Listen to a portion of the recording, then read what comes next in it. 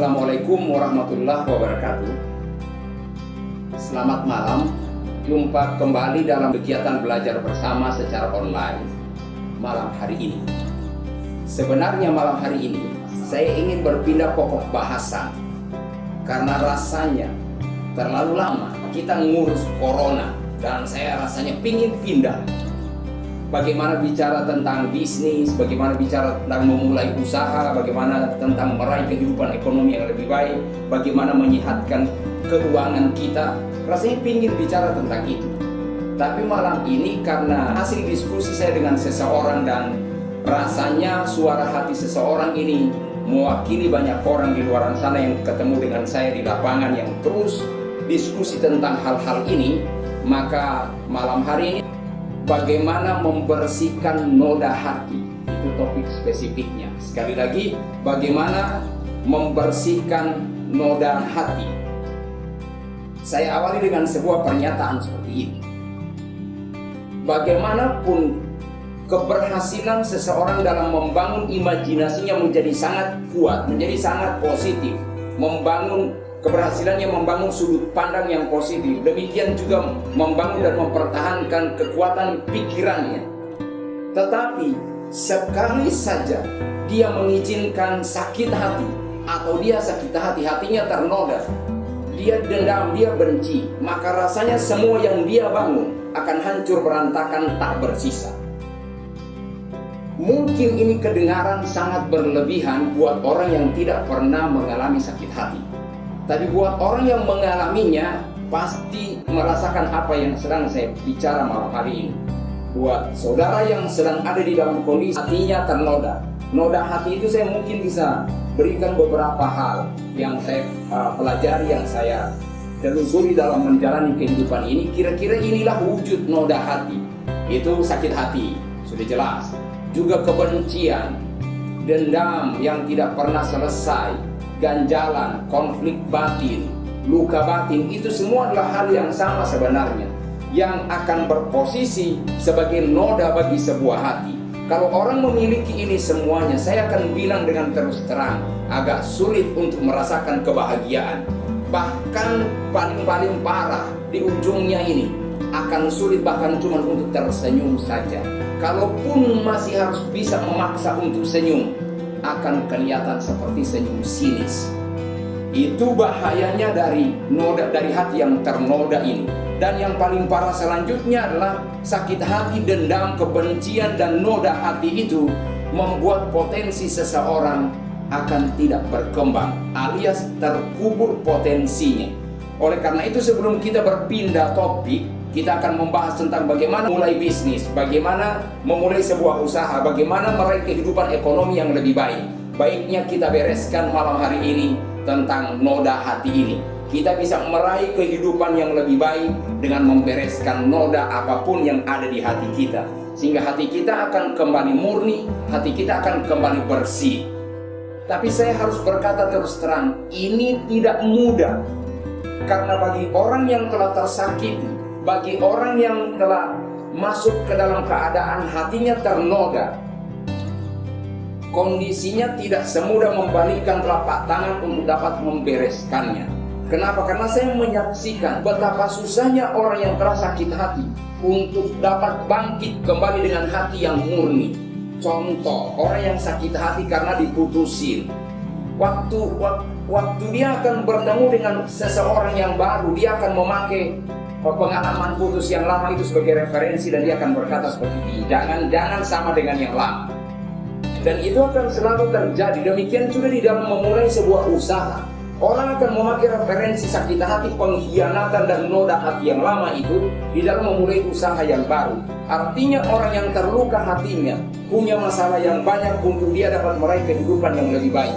Karena sesungguhnya yang baik itu hanya akan bisa terasa oleh hati yang murni, oleh hati yang bersih, hati yang tanpa dendam, hati yang tanpa sakit, hati yang tanpa konflik, hati yang tanpa ganjalan.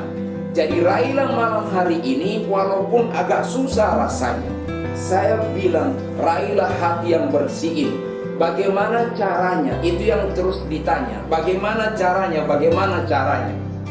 Kalau saya ingin berkata dengan cara memotong kompas, karena ada banyak penjelasan yang biasanya saya berikan tentang hal ini, tapi rasanya akan memakan waktu yang terlalu lama. Tapi saya ingin memotong kompas malam hari ini, berdoa dan berusaha berharap agar hal ini menjadi simpel dan sederhana. Yaitu saya ingin berkata, orang yang berhasil memaafkan orang yang menjengkelkan, menyakitkan, dan membuat benci rasa dendam itu membara, orang itu sesungguhnya adalah orang yang memiliki kekuatan yang sangat-sangat luar biasa. Kenapa? Karena sesungguhnya urusan sakit hati, dendam, membara itu adalah urusan yang tidak mudah, urusan yang sangat berat. Tapi kalau seseorang berhasil bangkit untuk dapat memberi maaf, mengatakan kata "aku memaafkanmu", atau yang selalu saya budayakan di mana-mana, dia akan berkata "selalu ada maaf bagimu". Saya selalu mengajak orang untuk berkata "selalu ada maaf bagimu", selalu ada maaf bagi yang menjengkelkan, selalu ada maaf bagi orang yang kita tidak suka itu, selalu ada maaf bagi orang yang selalu usil buat kita. Itu selalu saya sosialisasikan di mana-mana. Kenapa? Karena bagaimanapun juga kerja keras kita akan selalu mentok di titik di mana kita disakiti, akan selalu mentok di mana kita pengalaman dikhianati, akan selalu mentok-mentoknya di situ. Akibatnya adalah semangat yang kita miliki akan kembali bocor lagi. Kekuatan untuk yang kita perlukan untuk dapat membangun hidup yang lebih baik akan selalu bocor lagi. Sehingga selalu kita ada di dalam, sehingga orang yang membawa luka hati dan sakit hati, dia akan selalu dalam keadaan yang loyo, dalam keadaan yang tidak berdaya. Dan orang yang seperti ini, kalau diajak untuk berjuang, untuk melakukan pengorbanan, dia akan berkata seperti ini, "Hei, pengorbanan apalagi yang kamu bilang? Aku sudah dikorbankan, aku sudah jadi korban, aku sudah disakiti, aku sudah habis semuanya, pengorbanan apalagi?" Oleh karena itu, orang yang terus membawa sakit hati, dendam, dan kebencian di dalam hidupnya, menurut saya punya PR yang banyak untuk dapat berhasil, untuk dapat meraih kehidupan yang lebih baik. Karena bagaimana bisa menikmati kehidupan yang lebih baik dalam keadaan hati lagi terluka, dalam keadaan hati lagi sakit, dalam keadaan hati lagi ternoda. Sehingga segala bentuk keberhasilan, segala bentuk pencapaian rasanya tetap tidak bisa menutupi luka dan sakit hati ini. Nah, saya suka berdiskusi setelah saya mengkaji bagian ini. Kenapa terlalu susah orang yang tersakiti itu untuk pulih, untuk dapat mengatakan kata maaf saja, "aku memaafkanmu", selalu ada maaf bagimu, terlalu sulit baginya. Saya terus menggali dan menggali. Nah, makanya saya ketemu dengan beberapa dokter, saya bicara dengan orang-orang ahli kesehatan yang menangani khususnya masalah hati. Dan saya cukup kaget oleh bahasannya. Ternyata hati fisik, jadi hati kita ini kalau terluka, kena kanker atau yang sejenis, ternyata tidak dapat diberikan normal kalau diobati. Kalaupun sembuh karena selalu ada bekas luka. Saya baru mengerti inilah yang menjadi pangkal kenapa sakit hati ini terlalu susah untuk dibereskan. Tapi saya belum hafal tidak yang mustahil buat, tidak yang mustahil buat sang pencipta untuk memberi kita hati yang baik, hati yang bisa melupakan dendam, memaafkan dan melupakan, mengampuni dan melupakan. Itu bisa kita lakukan kalau kita beroleh hidayah, diberi hati yang baru, diberi kemampuan yang baru oleh Tuhan. Karena ini yang saya pelajari. Saya sangat-sangat kagum akan kebesaran dan kemahakuasaan Tuhan setelah saya mengerti hal ini. Betapa banyak orang yang berbuat jahat di dunia ini, betapa banyak orang, betapa banyak dosa di dunia ini yang dilakukan oleh orang-orang baik sengaja maupun tidak sengaja. Tapi Tuhan yang maha kuasa, yang memegang kekuasaan maha kuasa atas segala-galanya, selalu lebih suka untuk memaafkan dan mengampuni serta memberi kesempatan. Kenapa manusia yang lemah tak berdaya, tak bisa apa-apa, selalu lebih suka untuk menghakimi, menghukum, bahkan membunuh? Apakah manusia lebih berkuasa dari Tuhan? Saya rasa kita semuanya setuju bahwa hanya Tuhanlah yang kuasa. Dan biarlah malam hari ini kita tuntaskan segala yang bentuk sakit hati, segala bentuk dendam, segala bentuk noda di dalam hati kita. Kita tuntaskan semuanya dengan satu kata: maaf. Satu kata: memaafkan. Satu kata: mengampuni. Dan kemudian tambah satu kata lagi: melupakan yang sudah terjadi. Toh juga ingin saya berkata, ini semua kan sudah terjadi di masa lalu dan tidak bisa diulang lagi. Mau disesali kayak apapun juga sudah terjadi. Dan hidup belumlah kiamat, hidup belumlah berakhir. Jadi amat disayangkan kalau kita harus menyambung kehidupan ini dengan hati yang terluka. Biarkan malam hari ini kita beroleh pencerahan, kita beroleh pengertian dan pemahaman yang baru, bahwa tidak ada gunanya bawa-bawa dendam, tidak ada gunanya bawa-bawa sakit hati. Lebih baik sembuhkan dirimu dengan kata maaf. Karena ini yang saya akan bilang selanjutnya. Tidak ada siapapun yang kamu tunggu yang akan menyembuhkan luka batin, yang akan menyembuhkan luka hati. Satu-satunya orang yang dapat menolong dirimu adalah dirimu sendiri, adalah saudara sendiri, dengan cara mengikhlaskan semua yang terjadi, mengikhlaskan semua peristiwa itu, lalu memaafkan orang itu dan lupakan salahnya. Mulai oleh kami berbicara dengan ini, saya merasakan saya memang tidak berhadapan dengan saudara. Saya merasakan suasana yang begitu suasana yang begitu berat. Tapi saya berharap sesi ini bisa dijadikan terbang, lalu dipraktikkan. Karena dari sejak awal saya membahas dan imajinasi, kemudian sudut pandang yang baru, kemudian bagaimana membangun pikiran kita, bagaimana kita memakai kata-kata kita untuk membangun kehidupan kita. Lalu sekarang bahasan tentang hati. Saya sama sekali tidak memakai teori-teori apapun juga, karena teori-teori itu semuanya bisa dicari di internet, bisa dicari di Google, bisa dicari di mana saja. Saya memakai basis materi ini adalah kehidupan nyata yang dijalani. Oleh karena itu saya berharap ini semua menjadi realitas kehidupan nyata kita semuanya yang sedang mendengarkan ini semuanya.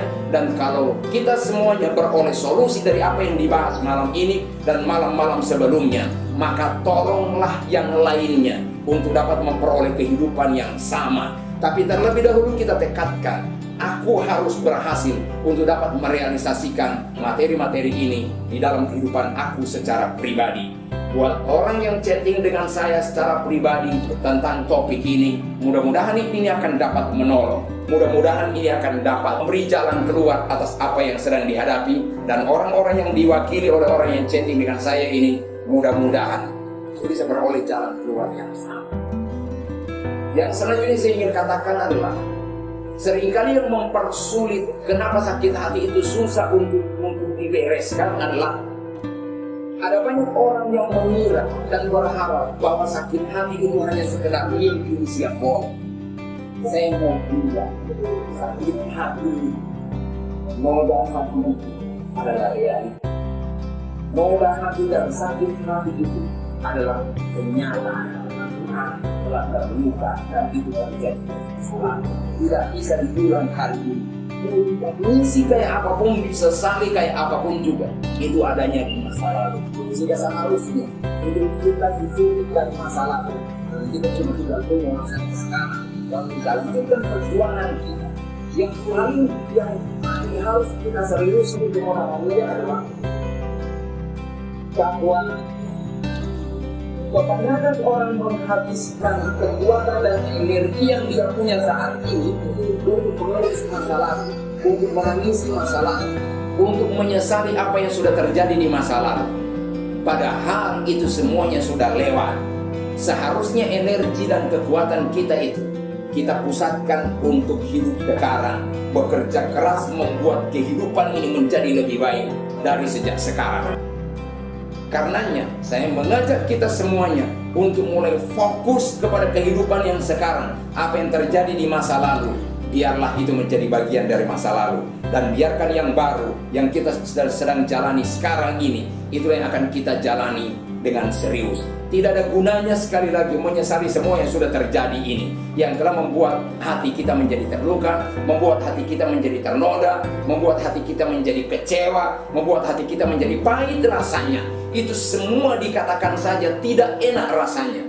Tapi biarlah malam hari ini pembukaan apa yang sedang saya sampaikan, yang saya temukan di alam nyata dalam menjalani kehidupan ini, biarkan itu menjadi inspirasi, biarkan itu menjadi jalan buat kita semuanya untuk menemukan pemahaman dan pengertian yang baru, sehingga kita akan beroleh motivasi dan kekuatan untuk dapat memaafkan dengan segera orang itu. Siapapun dia, berilah maaf dengan segera, karena yang akan kita bebaskan bukan orang itu sesungguhnya, tapi kita, diri kita sendiri. Waktu kita memaafkan orang, kita tidak ada urusannya dengan orang itu sebenarnya. Urusannya hanya dengan kita sendiri. Karena pertanyaannya, siapa yang menderita? Yang disakiti atau yang menyakiti? Yang pasti yang disakiti. Yang menyakiti, yang mencengkelkan itu mungkin sudah tidur nyenyak sekarang ini. Usahanya makin bertumbuh, makin berhasil di hidupnya. Sementara orang yang tersakiti hanya terus jatuh bangun di dalam sakit hatinya. Kiranya itu semua menjauh dari kita semuanya sejak malam hari ini. Sakit hati next, sakit hati lewat bersama dengan berlalunya corona dari bumi Indonesia. Segala bentuk sakit hati, segala bentuk nyinyiran, segala bentuk kepahitan, segala bentuk sinisme berlalu dari Indonesia, dan datang suasana yang baru, datang atmosfer yang baru atas Indonesia, di mana ada situasi saling memaafkan, di mana ada situasi saling mengampuni. Momennya tepat sekali, kebetulan ini bulan puasa, bulan Ramadan. Saya mau berkata, jangan tunggu hari raya untuk saling memaafkan. Biarkan malam hari ini menjadi refleksi buat kita, lihat semua yang sudah terjadi di masa lalu, dan kita ambil keputusan untuk memaafkan orang itu, siapapun dia, karena kita yang menderita. Orang yang disakiti lah yang menikmati sakit dan jadi korban, dan tidak ada orang lain yang dapat membebaskan yang sedang kita tunggu kecuali diri kita sendiri dan Tuhan yang Maha Kuasa yang memberikan kekuatan buat kita untuk memaafkan. Sekali lagi, di dalam kata maaf, kalau orang berhasil mengucapkan kata aku memaafkanmu, aku mengampunimu, maka sesungguhnya di dalam dirinya telah bangkit kekuatan yang dahsyat. Kalau sakit hati itu dapat dilewati dengan begitu gampang, dengan atau mungkin tidak gampang, tapi dengan terseok-seok, tetap bisa lewat dengan berkata, aku terpaksa memaafkanmu karena tidak ada pilihan yang lain. Tidak apa-apa, tapi teruslah buat jadi ringan. Ucapkan lagi, aku memaafkanmu, aku mengampunimu, aku mengikhlaskan yang sudah terjadi, dan aku akan melupakannya. Mungkin masih terasa berat, mungkin masih terasa seperti menarik bahas sesuatu yang terlalu berat, bebannya terlalu berat terasa. Tapi saya mau berkata, tidak ada jalan yang lain. Maafkan orang itu, lalu lupakan. Mulailah hidup kita dari sekarang dengan cara yang baru. Itulah satu-satunya jalan. Karena kalau kita mau bicara tentang bisnis, usaha, atau apapun juga namanya, selalu butuh kekuatan hati, selalu butuh kekuatan di dalam diri ini. Vitalitas kita harus prima. Nah, keprimaan di dalam vitalitas dan kekuatan diri selalu ditentukan oleh kekuatan hati. Bagaimana kondisi dan keberadaan hati kita itu sangat menentukan, karena bagaimanapun juga baiknya kita menata pikiran, menata imajinasi, menata sudut pandang kita, dan menata kata-kata kita. Begitu hati kita hancur lebur, maka semuanya akan ikut hancur lebur. Tapi doa saya, biar malam hari ini kita menemukan pertolongan Tuhan yang Maha Kuasa, sehingga kita bisa peroleh kekuatan untuk membebaskan orang-orang yang telah bertindak jahat atas kita. Dan menurut saya, inilah yang bisa kita lakukan satu-satunya, yaitu memaafkan orang itu dengan segera malam hari ini juga. Kalau saudara tidak keberatan dengan saya, malam hari ini juga aku memaafkan orang itu. Malam hari ini juga aku mengampuni orang itu dan akan melupakan semua yang sudah terjadi. Hanya ini realisasi kehidupan kita dari hari malam hari ini, dan saya yakin dan percaya matahari baru akan terbit buat kita. Fajar baru, harapan baru.